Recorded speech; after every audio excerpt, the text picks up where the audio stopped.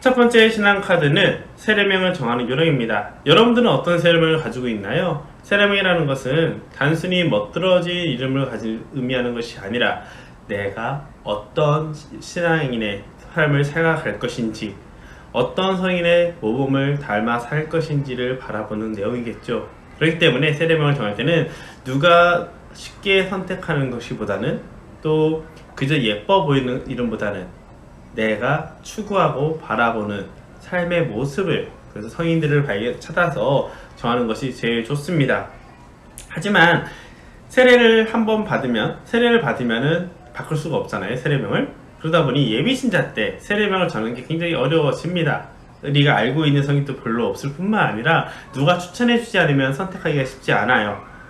그런 상태에서 그래도 몇 가지 기준을 옆에 사람들한테 알려준다면 그 사람들이 세례명을 정할 때 조금 더 도움이 되지 않을까 싶습니다. 첫 번째는 내가 가진 사명, 소명을 중심으로 정하는 겁니다. 예를 들어 볼까요? 내가 신앙생활을 하면서 내가 세례를 받고 하느님의 자녀가 되고 싶은데 단순히 이곳에 사는 것이 아니라 선교와 어디 나가서 어려운 이들을 위해서 봉사하는 삶을 살고 싶다라고 한다면 그거에 맞는, 예를 들어서 다미안 오신 분님이나 이런 분들의 세례명을 정하는 게 좋겠죠. 혹은 사도처럼 복음을 선포하는 사람이 되고 싶어 라고 한다면 12사도 중에서 특별히 내가 관심이 있는 사람을 보면 좋겠죠. 혹은 수도의 모습처럼 순명과 정결, 이런 덕을 살아가거나, 혹은 어떤 지적인 것을 추구했던 분, 보다 심층적인 영성을 추구했던 분, 이런 식으로 내가 봤을 때 좋아 보이는, 그리고 내가 하고 싶어하는 그런 삶의 모습을 가진 그 성인을 선택하는 것이 좋습니다. 하지만 이렇게 말하면 좀 어려울 거예요. 그럴 때는 저는 직장인들한테는 직장마다 수호 성인들이 있거든요. 그 직장에 관련된 수호 성인을 선택하거나, 학생들에게는 미래에 가지고 싶은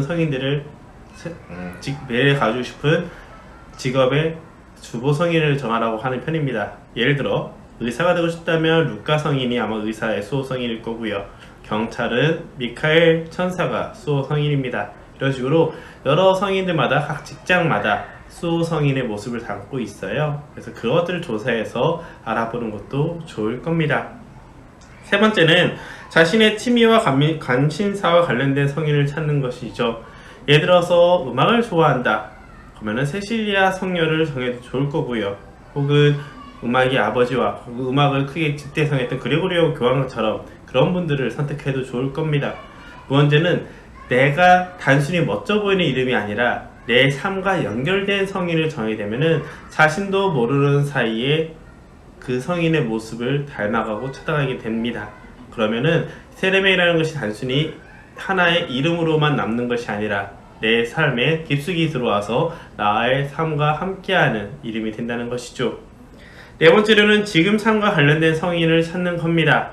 학생이라면 공부에 관련된 성인을 찾는 것이고, 혹은 직장인이라면, 혹은 어머니라면, 아버지라면, 이런 식으로 여러 가지 모습을 통해서 정하는 것도 좋을 거예요. 그래서 예전에 그런 분들도 본 적이 있어요. 우리 집은 천사가 되고 싶다고 해서 아버지 어머니들에게 세례를 쭉 받으면서 아빠는 미카엘, 엄마는 미카엘라, 아들은 라파엘, 딸은 가브리엘라, 이런 식으로 같이 전하는 경우도 봤고요. 혹은 성모님, 어머니, 부모님처럼 안나와 요아킴, 그리고 마리아, 이런 식으로 전하는 것도 봤습니다. 중요한 것은 그런 식으로 어떤 의미를 부여해서 이름을 정한다면은 신앙생활이 단순히 붕 뜬 것이 아니라 내 삶과 연결이 되면서 자꾸 의식하게 된다는 점, 그것을 기억한다면 세례명을 정할 때 어떤 것이 나한테 좋은지 좀 생각할 수 있을 거예요. 이것은 이미 신자들은 세례명을 가지고 있기 때문에 큰 도움이 되지 않을 겁니다. 하지만 내 주변 사람들이 세례를 받고 싶어 한다면, 신앙의 길로 들어오고 싶어 한다면 이것들을 기억해서 하나씩 알려주는 것이 좋을 겁니다. 그리고 가끔씩 사람들이 그런 말을 해요. 나는 미카엘보다는 영어 이름으로 마이클로 하고 싶어, 프랑스어처럼 미셸로 하고 싶어, 이런 식으로 한다면 그런 것도 하셔도 되겠죠. 다만 너무 특이하거나 한다면은 해줘도 되지만 이게 본인 또 이름 부를 때 힘들어하는 경우도 있더라고요. 그래서 제가 예전에 어떤 본당에서 학생 한 명한테 줬던 세례명이 그 친구가 자기 생일과 관련된 성인을 정했는데 굉장히 폴란드 성인이었거든요. 이거 이름이 발음하기 굉장히 어려운 성인이었어요. 물론 저는 뭐 세례식 줄 때 본인이 원하면 주는 것이 맞지만 나중에 그 아이가 그 사람이 자신의 세례명을 편하게 이름을 부르면서 살아갈 수 있느냐에 있어서 물음표가 또 던져집니다. 물론 그 성인에 대해서 조금 더 알아보고 정해주는 것이 좋기 때문에 알아봤더니 요한 바로 2세 교황님이 젊었을 때 어렸을 때 다녔던 수도회의 창립자였더라고요. 그래서 그런 의미를 또 알려준다면 그 아이에게 굉장히 큰 도움이 되겠죠. 그래서 신앙을 누군가를 초대했을 때는 그 사람에게 바라는 모습 혹은 그 사람을 잘 아는 사람이 신앙적인 모습을 이렇게 하면 좋을 거라고 도와준다면 큰 도움이 될 거라 생각을 합니다. 그래서 세례명은 단순히 멋진 이름이 아니라 내 신앙 생활을 살아가는데 롤모델이라는 거, 그리고 내가 이미 주어진 세례명이 있다면 그 나의 신앙생활과 세례명 주보성인과의 연결성을 계속 찾아가면서 그 모습을 담는 것도 굉장히 도움이 될 겁니다. 결국 중요한 것은 하느님께 나아가는데 수많은 길이 있지만 그 중에서 나한테 가장 잘 맞는 것, 그리고 나에게 가장 수월한 그 길을 찾아간다는 것이기 때문이죠. 그리고 또 누군가에게 신앙생활에 도움을 준다면 그 사람에게 더 수월한 길을 알려주기 위해서라도 세례명을 정할 때 좀 더 고민을 하고 알려주는 것이 도움이 될 겁니다.